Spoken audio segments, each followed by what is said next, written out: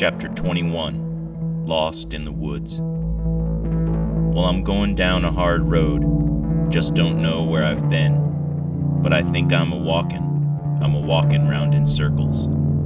The vultures fly around me, come and take me home. Can't tell the bad from the good, I'm lost in the woods. Leon Russell.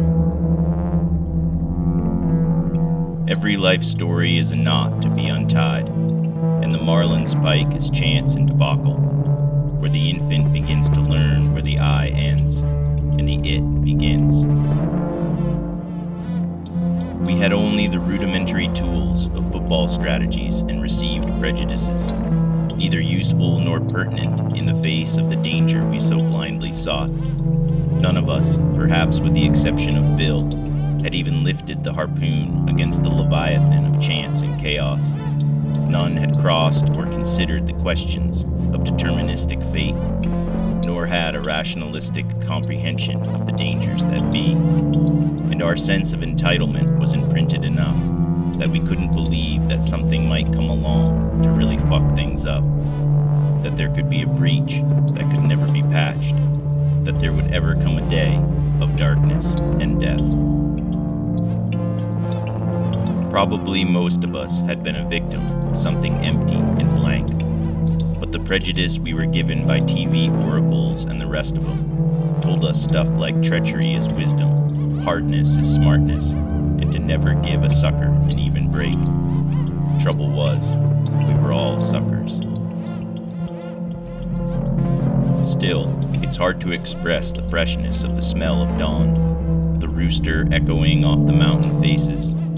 We'd go down to the stream in the crotch of the valley and bathe at a spot where the morning sun hit, and we could dry our bodies in the sun on the smooth gray rocks. Bill saw the world through narrow eyeglasses, the kind called Ben Franklin's. Gold rectangles, but they didn't look like Ben's, because of the jet-age clear plastic nose and earpieces. These faux colonial artifacts were lost somewhere at the mouth of heaven, but in the mother mountains, he still had them. Bill was short and contentious. Wearing those glasses down on his nose made him look up to most people, magnifying his piercingly forceful, slightly skeptical southern squint. His willful, stubbornly protruding lower lip told you he was the opposite of a pushover. He'd noted I was tenting with Fayaway, and this made me somehow more worthy of his notice. He'd show up at odd hours and rattle the tent flaps to get us to come get stoned with him. We went into the city once in a while to contrast El Eden. Fayaway, Bill, Stevie, the bass player, and I were in the back of a pickup, sitting on the fenders, and someone lit a string of firecrackers and threw them in the air like it was a party. And they caught in Fayaway's hair next to her musician's ear, and she madly clawed at her burning hair, and only got them out when they were almost all exploded. But mostly we were in blue tent honeymoon respite from the gray, cruel, cold, imperialist, industrial north. Fayaway reading Anna Karenina as if she were picking a lock, while I entered my dad's grandiose conundrum, the supreme doctrines.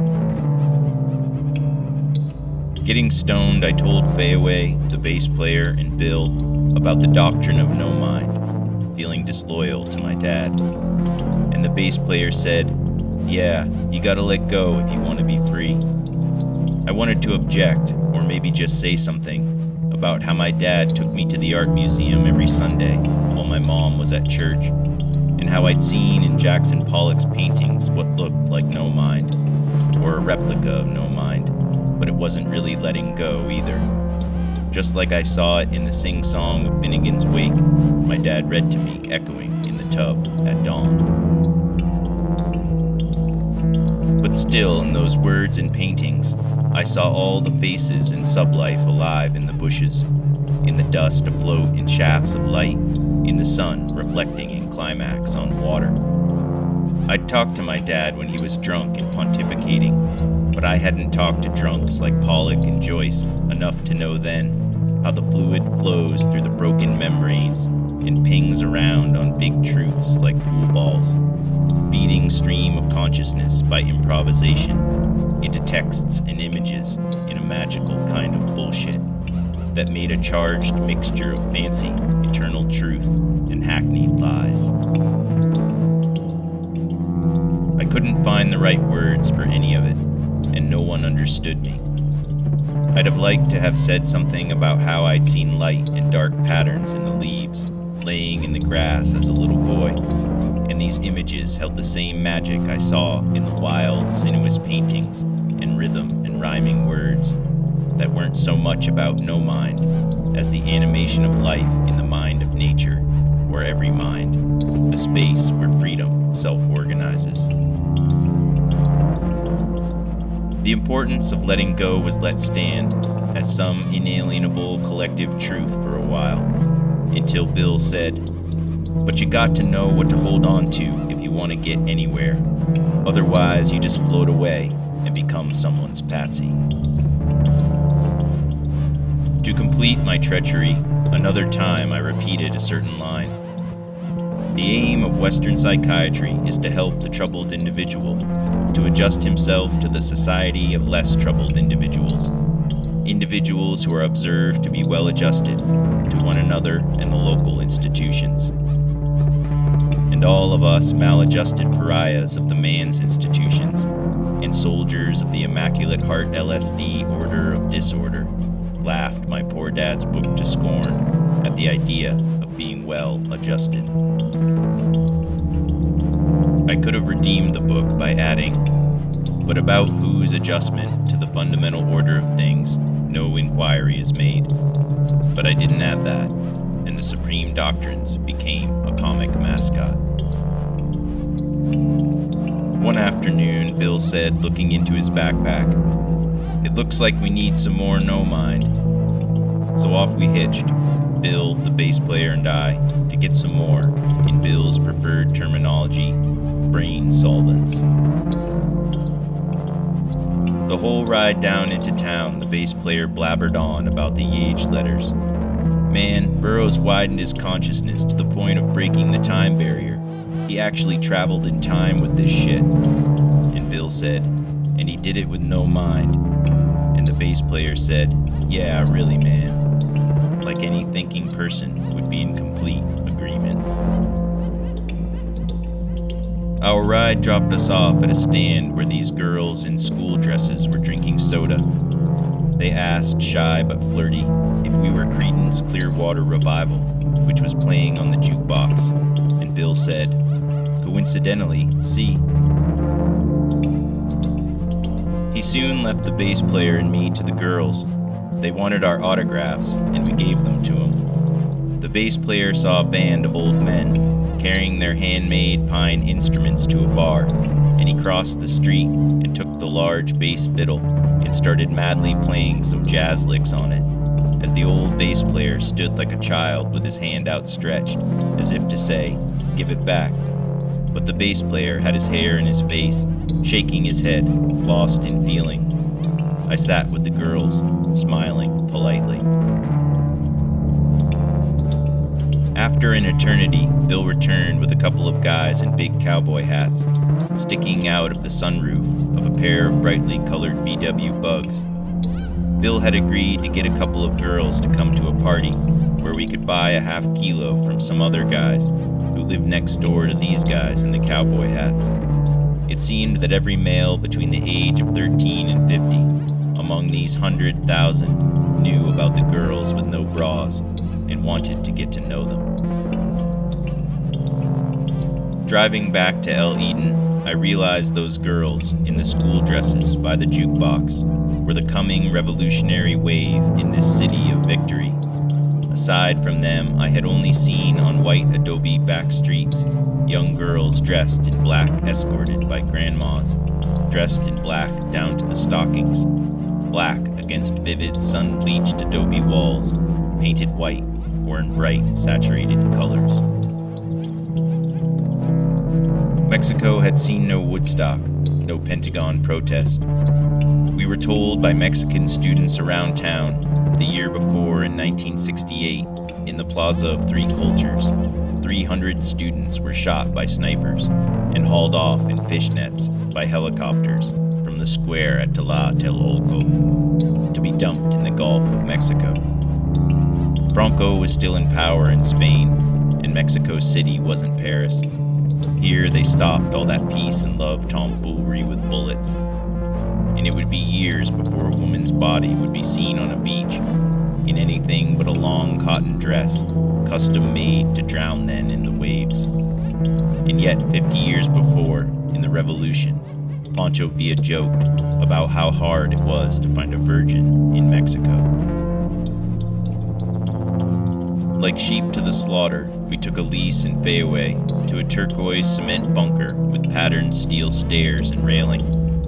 The guys in the cowboy hats were jolly hosts, making sure the girls had plenty to drink, and us also. They seemed reluctant to involve the guys next door with their kilos, giving excuses for the delay. They kept saying, "They are bad men," and finally suggested the girls stay with them and just Bill, me, and the bass player go over. Bill's compromise was that the bass player would stay with the girls, while he and I would go make the deal with the bad men. The atmosphere was sulfuric in the apartment next door. They were sullen and suspicious. "Where are the girls?" was their greeting. Bill said they would come over after we made the deal. The guy who looked like the palooka went and got a quarter-kilo bag, and then sat in the corner cleaning his fingernails with a knife, while another rolled a big joint. We got very stoned in the inspection process. They kept calling Bill Beal because he refused the offer of a more Mexican-sounding Guillermo. We made the deal and the head guy said, "Where are the girls?" while the guy cleaning his fingernails focused his laser beam on me. I said to Bill in English, "I think they mean to rape the girls and kill us if we get in the way. Just look at the guy in the corner." I frightened myself more by looking at him. "What are we going to do, Beal?" He found this Beal of mine so charming and amusing that he laughed out loud. "We obviously got to grab the bag and make a run for it. Go next door, say to them as best you can, you are going to get the girls, but that it will take a minute because they are afraid, and quietly get everybody in the cars. When you're ready, start the cars and call up to me, and I'll come." When I told the guys in the cowboy hats we had to go, fast, they both looked pale and wide-eyed, and they argued about who would take us. One guy pushed the other, and we were off, pulling the bass player along, who was now quite drunk. Damn VW bugs, they only have 2 doors, and the guy with the cowboy hat was already gunning the motors. I forgot to call up to Bill in the panic to get in the car. The fat-assed bass player had gotten stuck halfway into the back seat. In his drunken drama, he'd pushed Elise before him on top of Fayaway. Elise had to have the front seat or she'd get carsick, and they were arguing. But Bill had heard the motors revving. We saw the bad men clamoring after Bill, who came down the steps in 2 miraculous bounds, bag in hand, as our nervous driver started rolling. I pushed the bass player in, squishing Elise and Fayaway, and hopped in as we rolled, forcing Bill to jump in through the sunroof, causing a lot of whining from Elise. We laughed all the way back to El Eden, laughter that fizzled the next morning at breakfast when our driver appeared at the fence, greatly haggard and guilty looking, accompanied by the bad men, and they were all looking right at me. Bill was not around. By divine providence, Dick had pulled his wide-hooded Dodge Polara in down by the gravel pit and slept in it with Peg the night before. If we'd looked to Teacher John to save us, we'd all have been strung up. But Dick went over, looking every inch of his 6'5", 300-pound CIA spook hood, and spoke to them, and they left. It is all one. Therefore I say, He destroyeth the innocent and the wicked. If the scourge slay suddenly, he will mock at the calamity of the guiltless. Tanakh.